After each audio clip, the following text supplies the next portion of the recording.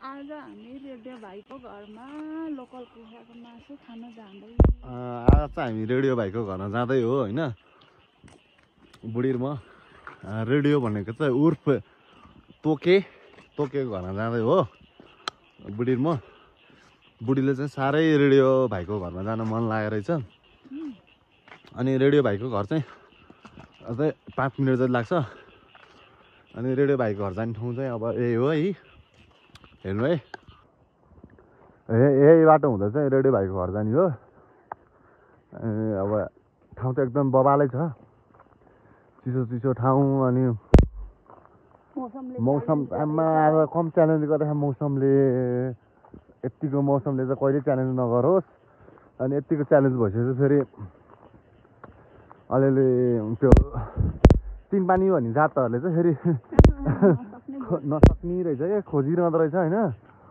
Radio भाइ घर गएर अब ठ्याक्क एक गिलास खाएर आउने बुढाबुढी होइन। ठाउँ चाहिँ बबालै छ रेडियो भाइ घर चाहिँ। अनि थाहा नगरपालिका 3 धम्की भन्ने ठाउँ हो ल है त। सिउ लेटर इन रेडियो भाइको घर चाहिँ रेडियो भाइको घर पुग्न लागिसक्यो होइन। अनि लगभग साँझ पनि परिसक्यो क्या। अनि बुढीमा चाहिँ बुढी लास्ट मिस गर्यो रेडियो भाइलाई। अनि रेडियो भाइको घर पनि गइदिउँ न त। अब बुढीले नि त फेरि सबैभन्दा बढी चिने नि त रेडियो भाइलाई हो। पब्जी मार्फत चिने फेरि बुढीले चाहिँ, मार्फत है मै मार्फत हो होइन। अनि बुढी चाहिँ फेरि रेडियोको बिग फ्यान हो क्या। रेडियो एकदम बिन्दास चकाचक गफ हान्छ होइन। होइन बुढी? अनि केही छ रेडियोलाई सन्देश केही भन न। हेलो रेडियो भाइ भन्न त एटलिस्ट केही छैन नि त रेडियो भाइ। अनि अब चाहिँ हामी लगभग पुग्न लाग्यौँ होइन। त्यो घर चाहिँ लगभग आइपुग्यो होइन। मौसम चाहिँ फेरि यस्तो बबालै छ आज। मौसमले च्यालेन्ज गरेर पनि के गर्नु, मान्छे छैन कोही। यही हो रेडियो भाइ घर चाहिँ उर्फ रेडियो तोके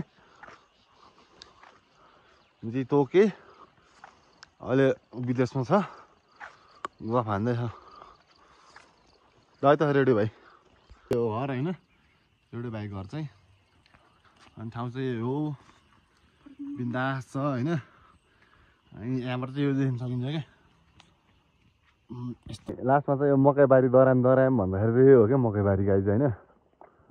मकैबारी दराम अहिले त मकै आलु काउली झन् सबै छ है।